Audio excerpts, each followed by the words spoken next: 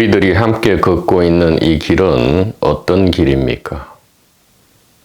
오직 의식 탐구의 길이다. 이렇게 말씀드릴 수가 있겠습니다. 이것은 곧 죽음 탐구, 진실 탐구의 길이다.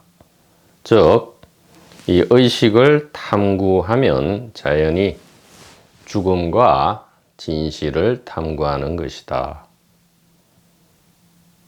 그래서 우리들이 걷는 길은 외길이죠. 단 하나의 이 탐구 내지 탐색의 길인데 바로 의식의 탐구입니다. 다른 말로 하면 죽음과 진실의 탐구다. 이렇게 되고요. 도마 복음과는 제1절 죽음을 경험하지 아니하리라. 즉 영생에 대한 탐색과 곧바로 연결이 되는 것이지요.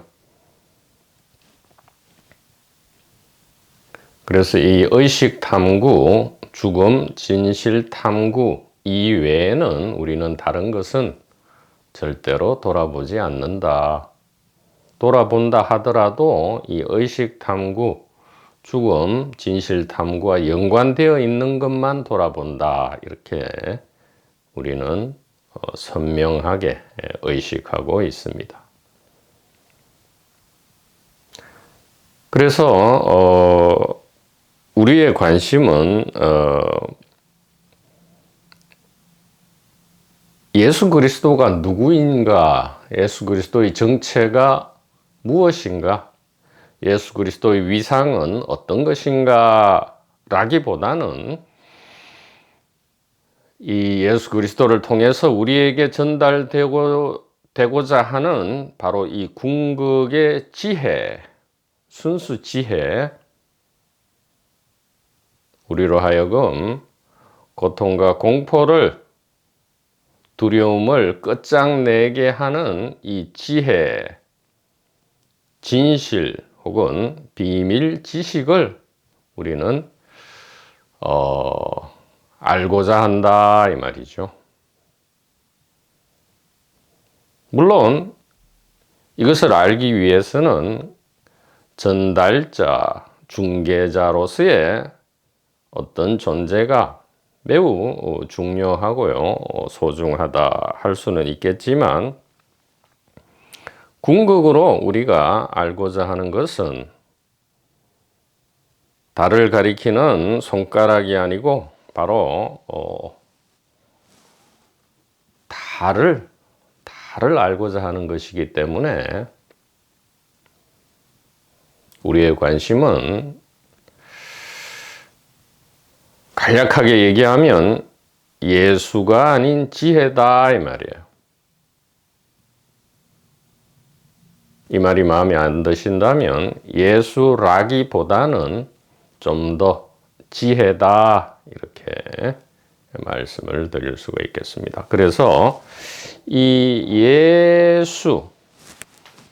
예수 그리스도로 알려진 이 소중한 출연자에 대해서 보는 관점은 매우 다양하다. 그러나 세 가지로 우리가 요약해 볼 수 있겠다 이 말이죠. 첫째는 신약 정경이죠. 외경이 아니고 신약 정경에 출연하는 예수, 이렇게 우리가 얘기할 수 있겠고요. 둘째는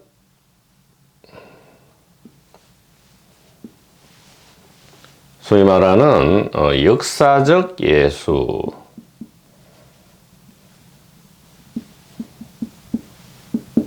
역사적 예수는 1번에 대응되는 상대적인 개념입니다. 소위 말해서 2000년 정도를, 2000년보다는 짧겠죠. 1900년 1900년 정도를 우리의 정신세계, 더욱 정확히 얘기하면 이 서양의 정신세계를 장악해온 이 일본의 예수와 대응되는 의미에서의 역사적 예수라는 관점이 있을 수 있고요. 세 번째는 소위 말하는 신화적 예수다.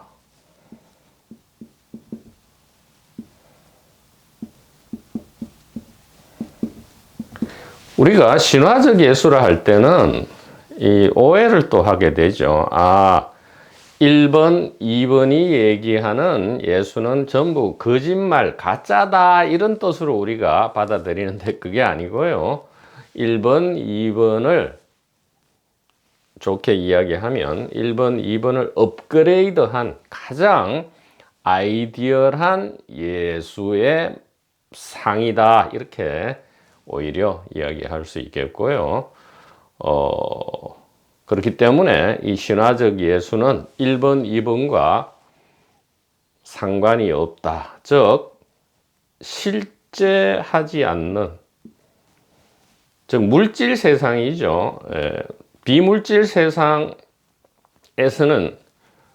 확연하게 실제하죠. 그러나 물질 세계에는 실제하지 않는 혹은 않았던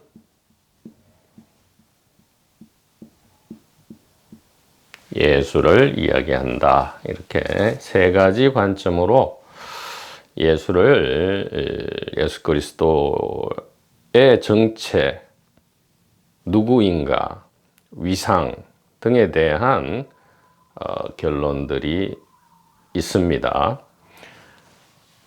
물론 우리가 걷는 이 길은 1번, 2번, 3번과는 또 다른, 어떻게 보면 무관한 그런 길이 되겠는데요. 그것은 좀 이따 1, 2, 3번에 대해서 먼저 말씀을 드리도록 하겠습니다. 자, 신약 정경의 예수는 구체적으로 네 가지로 나타난다. 즉 바울 서신, 바울 편지에 나타나는 예수가 되겠고요. 바울 편지의 예수는 영적인 그리스도다 이렇게 얘기할 수 있습니다. 영적인 그리스도다. 즉 바울 서신에 나타나는 예수는 이 땅을 두 발로 걸어 다녔던 어떤 일정한 바이오그래피를 가지고 있는, 그 다음에 어떤 구체적으로 어떤 말씀과 어떤 행위를 한 예수가 아니고요. 오직 십자가 죽음과 부활과 관련되는 영적인 그리스도 상이 되겠고요. 그 다음에 마가복음에 예수가 있습니다. 마가복음의 예수는 이 단적으로 얘기하면 인간 메시아 예수다 이렇게 말씀드릴 수가 있습니다. 이것은 뭐냐? 물론 마가복음 첫 구절은 하나님의 아들 예수 그리스도에 대한 말씀이다 이렇게 시작되지만 전체적으로 그려지는 이 예수 그리스도는 인간으로부터 출발해서 메시아, 하나님의 아들의 역할을 각성함으로써 맞춰지는 그러한 예수다. 전체적으로는 인간 예수를 그리고 있다. 그 다음에 이 마태와 누가복음은 동일한 예수상, 무엇인가? 바로 하나님의 아들입니다. 하나님의 아들인 구원자 예수를 이야기하고 있다. 그 다음에 요한복음에 가면 신약 정경의 하이라이트가 되면서 하나님 자체를 이야기하죠. 하나님인 예수를 요한복음은 직설적으로 이야기한다. 이렇게 신약 정경의 예수를 네 가지 유형으로 나누어 볼 수 있겠습니다. 그 다음에 이 역사적 예수는 이제 소위 말하는 이 신약 정경, 즉 바울 서신과 사복음서에서 나타나고 출현하고 그려지는 예수가 아닌 실제 역사상 존재했던 예수는 무엇이냐라는 이 주제를 가지고 각종 인류학적 방법, 인류학, 고고학, 그 다음에 역사학, 문헌학, 이러한 근현대에 발달한 아주 정치하고 치밀하고 매우 짜임새 있는, 그리고 방법론과 연구론에 있어서 매우 과학적인 이러한 학문 방법론을 통해서 실제 존재했던 예수를 밝히고자 하는 그러한 경향이 일어났고요. 이것은 그 유명한 알버트 슈바이처 박사에 의해서 시작이 되었고요. 현재의 주류적인 흐름으로 자리 잡고 있죠. 이 서구 세계에서 주류적인 흐름인데 아직 묘하게도 우리나라와 이 북미 대륙에서는 이 소위 말하는 근본주의, 보수주의 기독교에 의해서 이 부분이 많이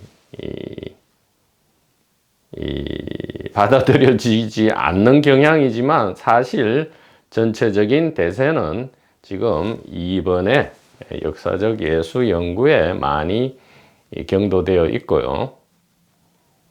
매우 특이하지만 우리나라와 이 북미 대륙만이 여전히 소위 말하는 일본의 예수상이지만 그래도 이렇게 나누어 보지도 않고요. 그냥 1900년간 이어져 온 그러한 도구마를 현재 받아들이고 있는 상황인데, 이것은 곧 새로운 변혁의 바람에 의해서 순식간에 바뀌어지리라 이렇게 생각을 하고요. 우리들이 걷고 있는 이 길에 의해서도 많은 영향을 주리라 이렇게 생각합니다.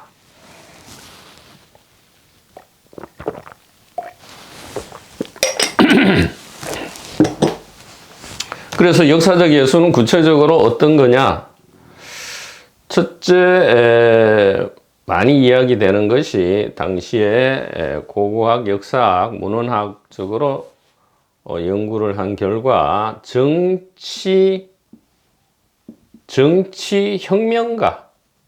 정치혁명가로서의 예수 모델이 하나 있고요. 그 다음에 이제 갈릴리죠. 갈릴리 지방의 랍비, 종교적 스승이죠. 갈릴리 랍비로서의 예수가 있고요. 그 다음에 바리새파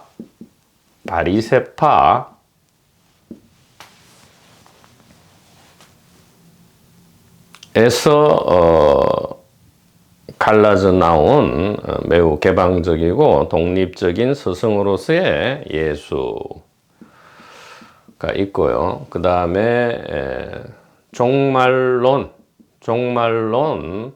예언자로서의 예수가 있고요. 근데 이 종말론에 대해서는 우리가 쉽게 그냥 이 세상이 멸망하고 새로운 하나님의 세상이 온다 이렇게 쉽게만 생각, 좀 나이브하죠. 그건 나이브한 생각이고요.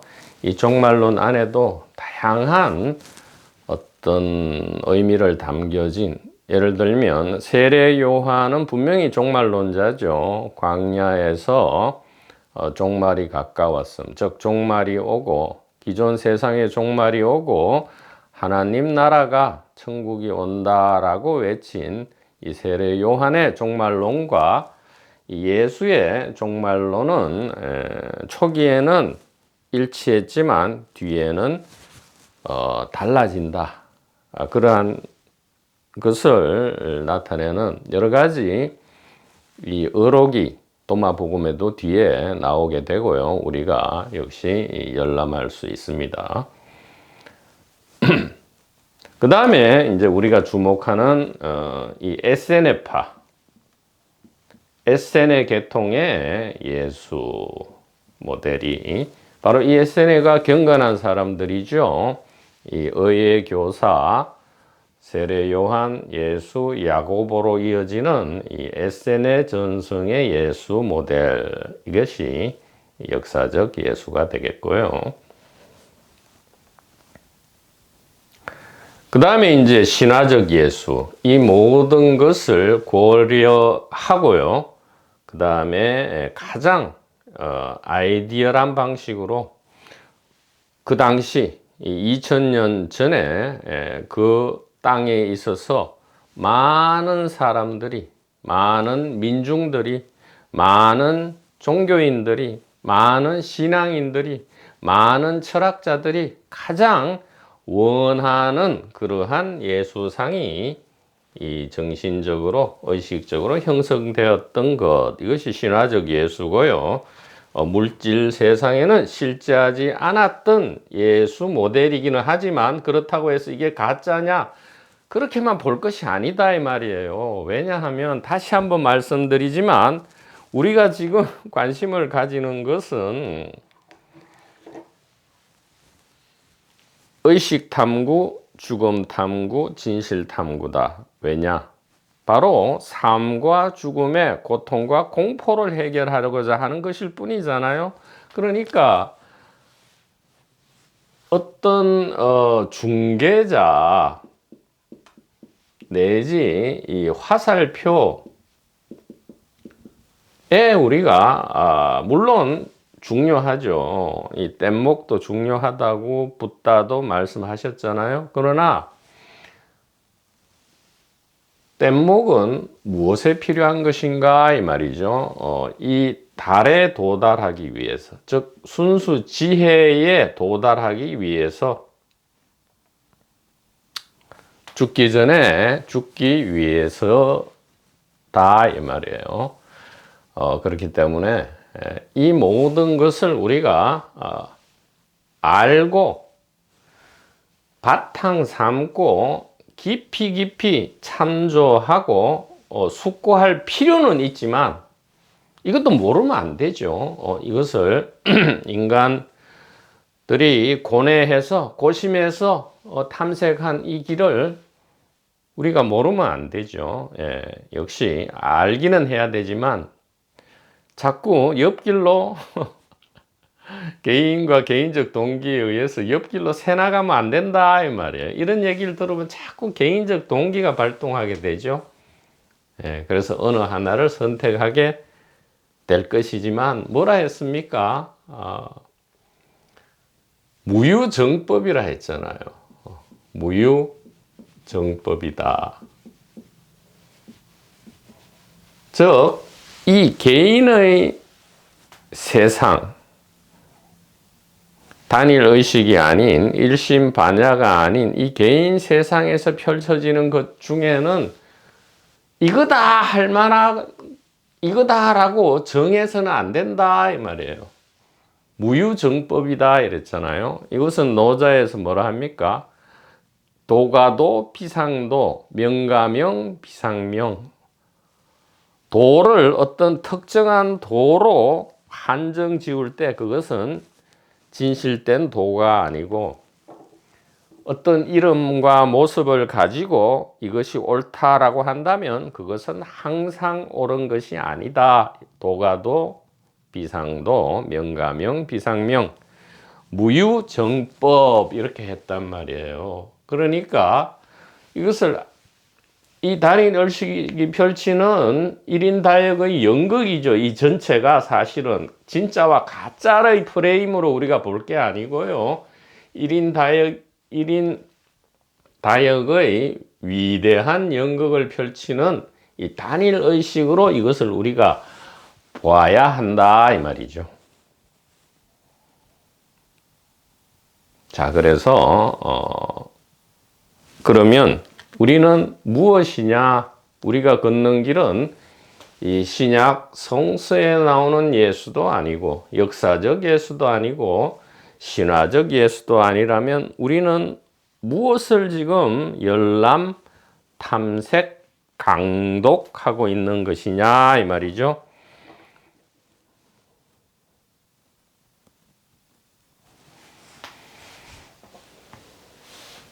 우리는 늘 말씀드리지만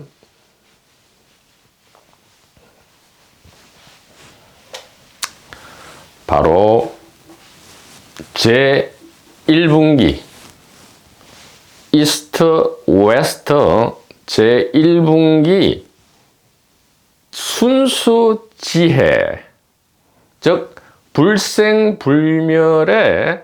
죽음을 맛보지 않는 영생의 순수지혜 하나님 붓다를 우리는 알고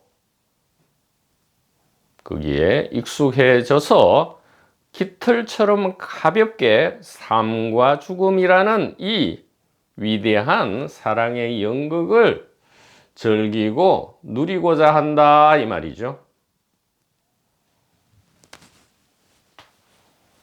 이런 부차적이고 반개적인 것에 매몰되지 않는다 이 말이에요. 이것을 무시해서는 절대 안 되지만 매몰되지 않는다 이 말이에요. 마치 개인과 개인적 동기를 쓰레기통에 버리라는 게 아니고요. 소중하게 이렇게 다루어야 하듯이 똑같다 이 말이에요.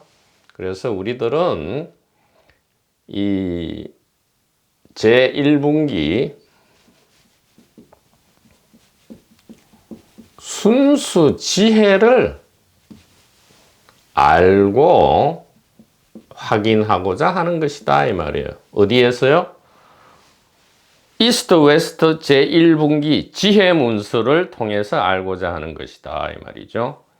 개인 문서가 아닌 두 가지 모든 기록물은 개인 기록과 지혜 기록으로 나눌 수 있다 했죠. 제1분기 문서를 지혜 문서라 하고요. 제2분기 문서를 개인 문서라 한다 이 말이죠. 그래서 우리는 이 순수 지혜를 1번으로 하고요.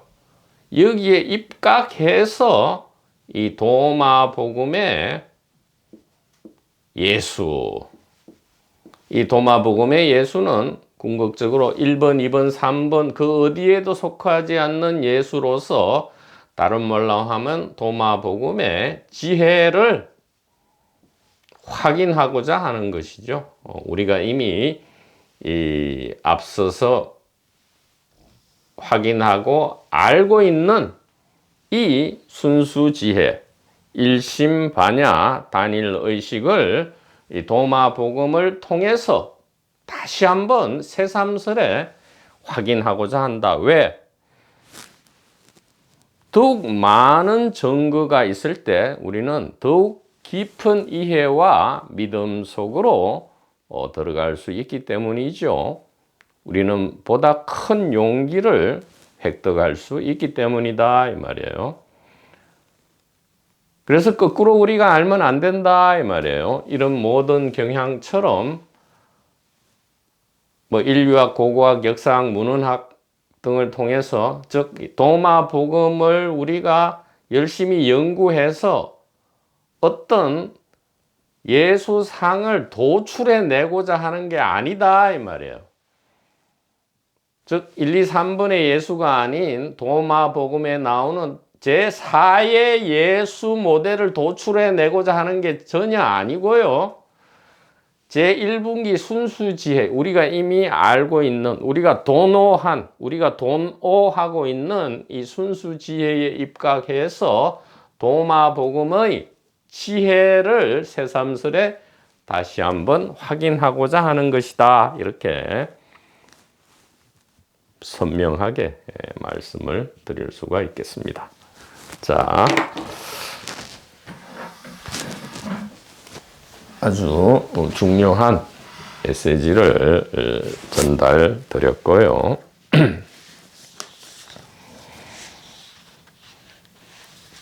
오늘은 도마복음 13절 강독을 하도록 하겠습니다.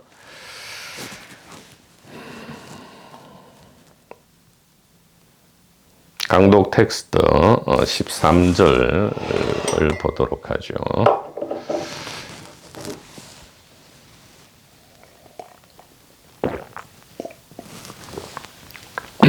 예수께서 제자들에게 말씀하셨다. 이것은 항상 이렇게 새겨야 합니다. 지혜께서 제자들에게 말씀하신다. 이렇게 현재형으로, 예수는 지혜로 이렇게 우리가 새겨야 하겠습니다. 지혜께서 제자들에게 말씀하신다. 나를 누군가와 비교하여 내가 누구와 같은지를 말해보라. 이렇게 합니다. 여러분들은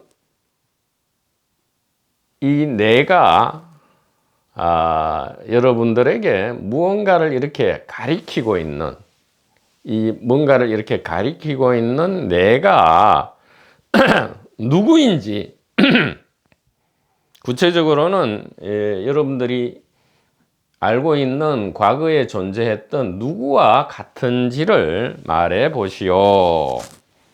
이렇게 얘기한 거죠. 그랬더니 시몬 베드로가 말하였다. 당신은 정의로운 천사와 같습니다. 이렇게 했죠.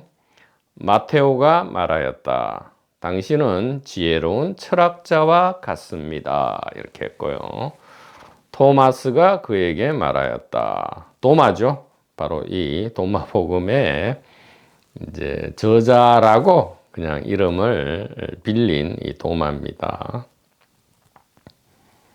스승님, 제 입으로는 당신께서 누구인지 전혀 아무것도 말할 수 없습니다.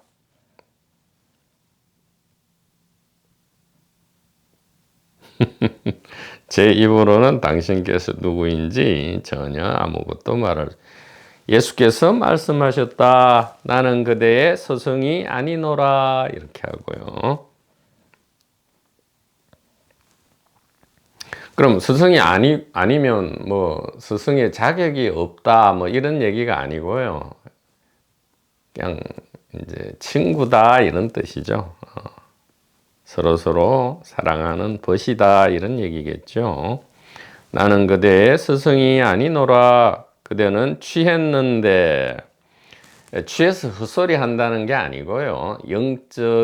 그러니까 이 깨달음의 법렬에 취해 있다. 이런 뜻이에요. 그대는 취했는데 왜 취했는가? 바로 내가 그대의 벗인, 내가 맞춤형으로 그대에게 꺼내준 지혜의 샘물을 마시고 도취했기 때문이노라. 이렇게 합니다. 뭐가 그랬다는 거죠? 지금 당신께서 누구인지 전혀 아무것도 모르겠어요. 라고 한 거죠. 그랬더니 일반적으로는 아무것도 모른다 하면 바보 아냐? 멍청이 아냐? 이럴 건데 그게 아니고요. 지금 그대가 도대체 이 정체성을 이야기할 수 없는 것은 바로 무유정법이죠. 정체성을 어떤 특정해서 이야기할 수 없는 것이죠. 지혜를 뭐라 하겠어요? 지혜를 뭐 누구라고 이야기하는 게 옳겠어요? 지혜를 순수지혜죠. 바로 이 하나의 의식이죠. 하나의 영혼. 삶과 죽음 전체를 이렇게 손 위에서 놓고 이 연극할 수 있는 이 지혜를, 이 창조를 누구라 하겠습니까? 예. 맞춤형으로 그대에게 꺼내준 지혜의 샘물을 마시고. 그러니까 이제 직접 이렇게 대면해서 생활하면서 직접 이 메시지가 전달되니까 예를 들어 시몬 베드로에게 적합한 가리킴, 가르침이 아니고요, 가리킴. 또 마테오에게 적합한 가리킴. 또 도마에게 가장 적합한 가리킴을 통해서 적중된 거죠. 지금 뉘앙스는 시몬 베드로와 마태의 경우에는 적중되지 않았어요. 맞춤형 가리킴이 있다 해서 항상 귀가 열리는 것은 아니죠. 이 화살이 적중될 수 있도록 귀와 가슴에 가서 정확하게 꼽힐 수 있도록 열려야 되지요. 바람이 들어오려면 창문이 일단 열려야 됩니다. 빛이 들어오려면 이 캄캄하게 빛을 막고 있던 이 창문, 귀와 가슴이라는 이 창문이 열려야 이 빛의 화살, 지혜의 화살이 가서 꼽혀서 적중된다 이 말이에요. 시몬 베드로와 마테오는 적중하지 못했다. 도마는 적중을 하였다 이 말이죠. 자, 그 다음에 재밌는 일이 벌어지죠. 그리고 예수께서 그를 데리고 물러나서 세 가지를 말씀해 주셨다.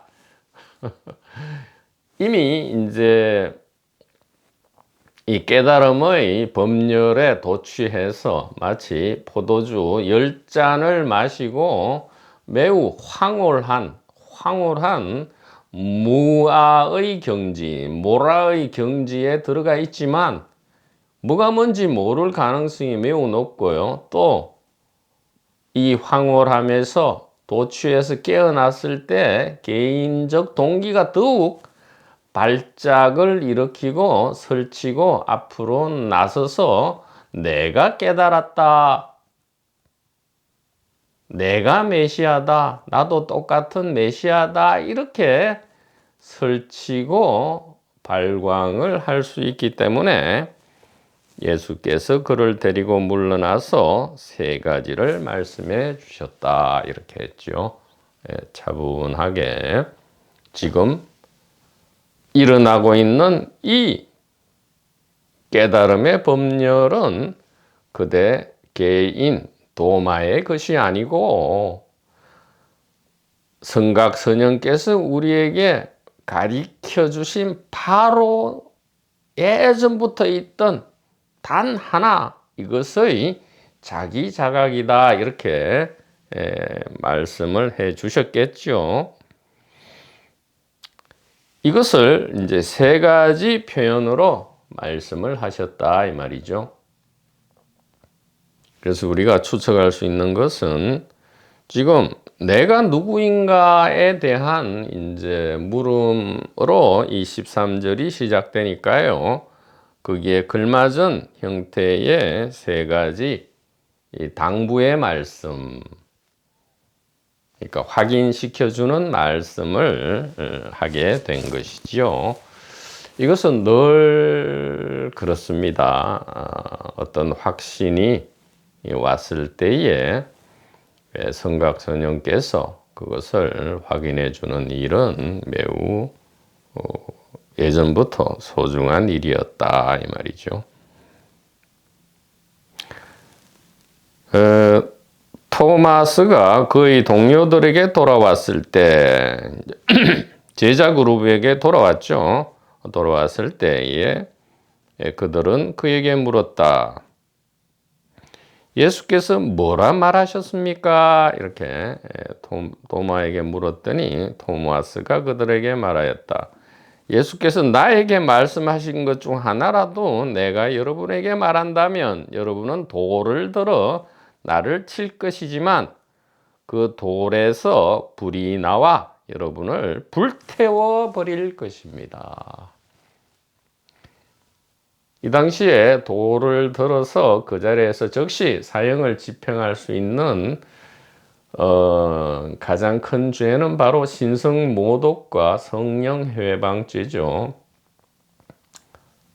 신성모독죄와 성령회방죄입니다. 즉 하나님의 이 권위와 통치와 지혜를 비방하고 거슬리고 방해하고 저주하는 이러한 언행, 이것은 신성모독이고 성령회방죄로서 즉시 돌에 맞아 죽는 일이었죠. 그렇다면 이제 예수께서 지금 이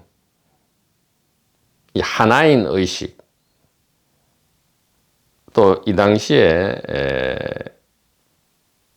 이 비밀 지혜 전승에 의하면 이제 개인적 죽음이죠. 개인적 죽음과 거듭남이 지금 시작되려고 하는 당시죠. 지금 개인으로는 죽고요. 지혜로서 거듭나는, 개인으로는 죽고 지혜로서 이 단일 의식으로서 지금 부활하는 이 마당에 있어서의 세 가지 화근, 성각선언의 가리킴을 다시 한번 확신시켜주는 이 말은 분명히 당시에 신성모독과 성령회방죄에 해당하는 그러한 세 가지 말씀이었다는 것을 우리가 충분히 추측할 수 있겠습니다. 그래서 우리 도반번님들께서 다음 카페에 올려주신 그 말씀, 세 가지 말씀이 무엇인가에 대한 그 글은 참으로 감동적이었고요. 한 분 한 분의 글이 전부 옳다, 이렇게 말씀을 드릴 수가 있겠습니다.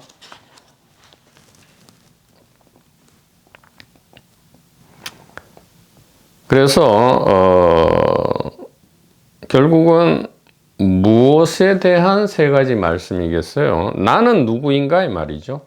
나는 누구인가? 그대는 누구인가? 즉 우리는 누구인가? 우리는 무엇인가 이 얘기죠. 우리는 누구이고 무엇인가 이 말이에요. 나는 누구인가? 즉 여러분들은 누구인가 이 말이죠. 그리고 우리는 누구인가 이 말이에요. 우리는 무엇인가 이 말이죠. 즉 우리가 사람, 즉 이 몸 안에 나의 핵심인 영혼을 가지고 있는, 이 개별 영혼을 가지고 있는 그것이 나인가 이렇게 질문했던 거죠. 그래서 우리 번님들께서 올려주신 글이 참으로 놀라울 정도로 정확하게 답변을 다 해주셨다 이 말이죠.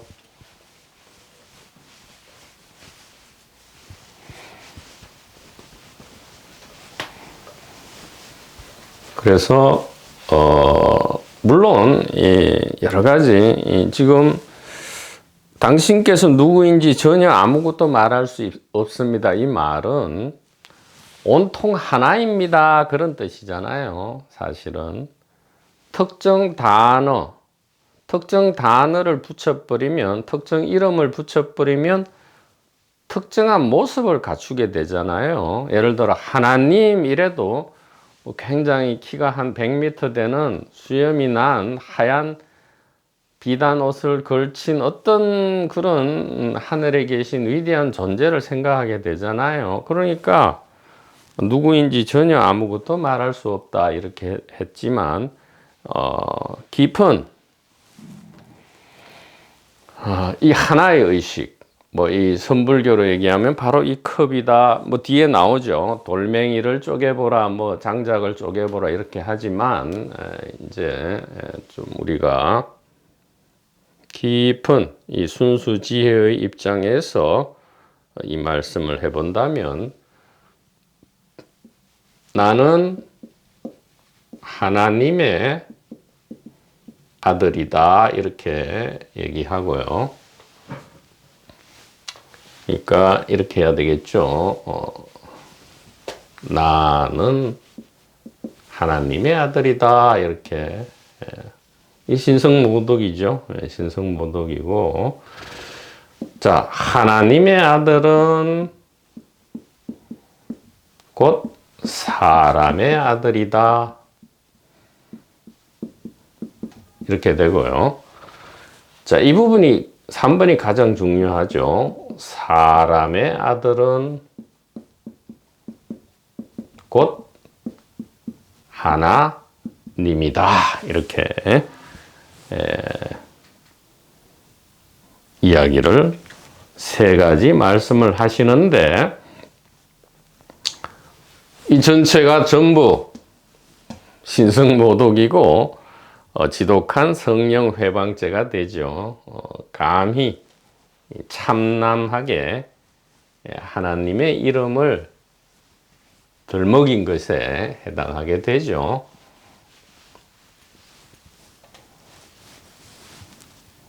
자, 여기서 하나님의 아들, 하나님은 알겠는데 이 사람의 아들이 많이 오해되고 있다. 사람의 아들은 그야말로 특정 메시아를 가리키는 게 아니고요. 이것은 이제 처음에 구약 다니엘에 사람의 아들이 나오는데 like a son of man 이렇게 사람의 아들 같은 이런 식으로 다니엘에 처음으로 이 사람의 아들이 등장하는데, 어떤 의미로 쓰였는지를 보면 그 문맥상 대응되는 구절이 있단 말이에요. 사자, 곰, 표범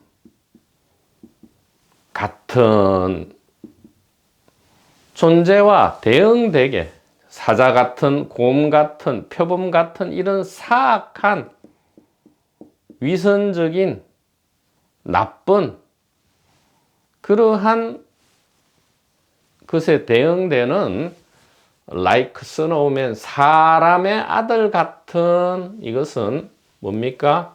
선하고 진실되고 지혜롭고 하나님 나라를 대표한다 이런 뜻이죠. 사람의 아들. 이것은 앞에서 나왔잖아요. 이미 사자와 사람의 비유에서 나온 바로 그 사람입니다. 그래서 사람의 아들은 뭐냐? 사악하지 않고 위선적이지 않고 나쁘지 않은 선하고 진실되고 지혜를 이야기하고요. 즉 특정인을 얘기하는 것이 아니고 사람의 아들은 그야말로 정상적인 사람을 이야기한단 말이죠. 정상적인 사람.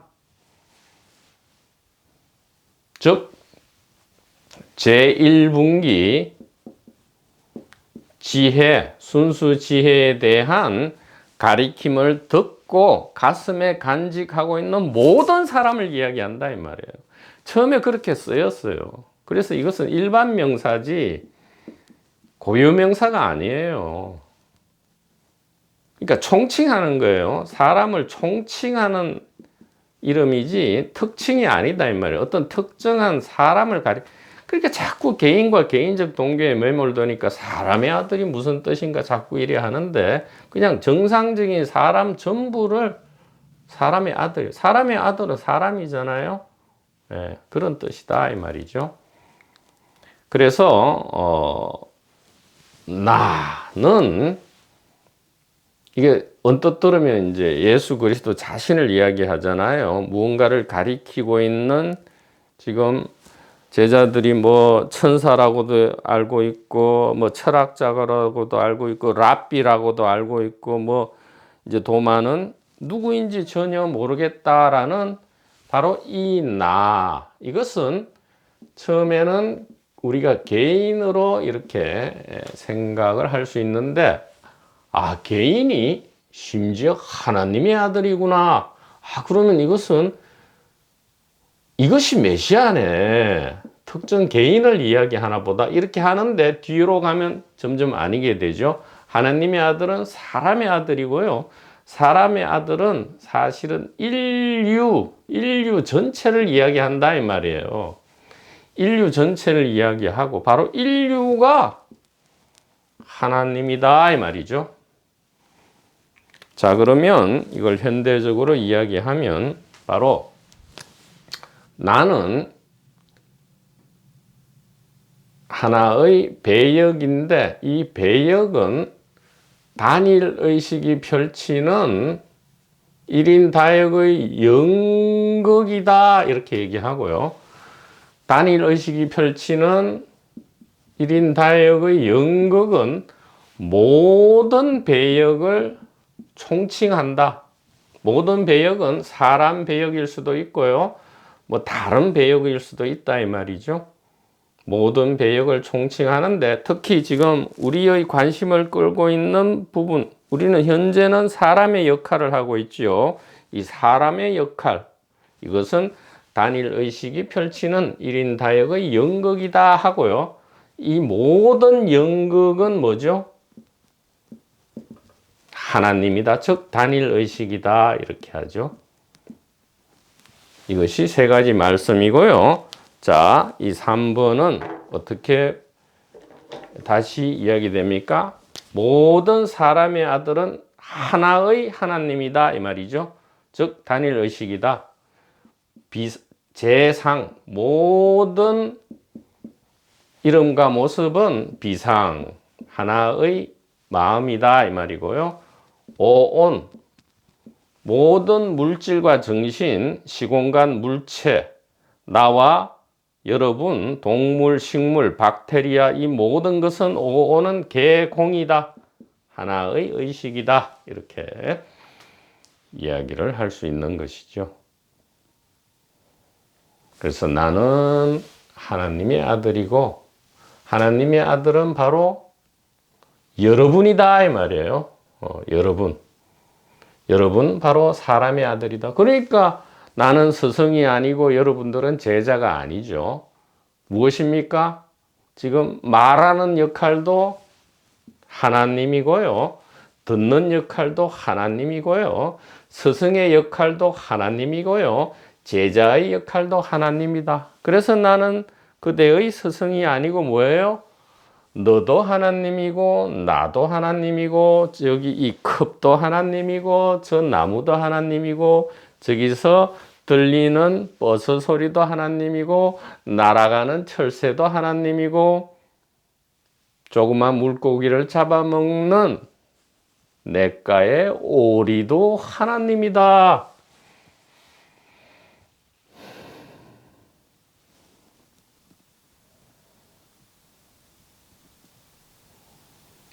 우리 모두는 뭐죠? 하나님의 아들인 동시에 사람의 아들이고, 그렇기 때문에 곧 하나의 하나님만 있는 것이다 이 말이죠. 실제로는 많은 것이 있어 보이지만 실제로는 하나밖에 없다 이 말이죠. 재상, 비상이고 오온이 개공이다 이렇게 가리킴을 줌으로써 이 도마로 하여금 깨달음의 법렬에서 깨어난다 할지라도 이 순수 지혜의 영원한 자유와 행복을 개인적 동기에 의해서 잃어버리지 않도록 선명하게 다시 한번 말씀해 주셨다. 이렇게 말씀드릴 수 있겠습니다. 사랑하는 번님 여러분, 대단히 감사합니다.